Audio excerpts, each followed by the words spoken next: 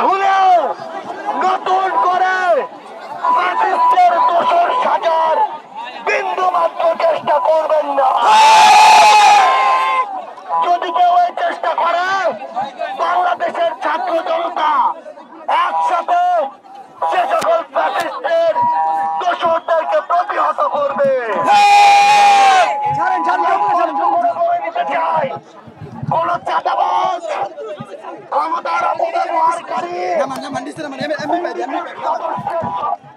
এই বাংলাদেশে আর স্থান হবে না।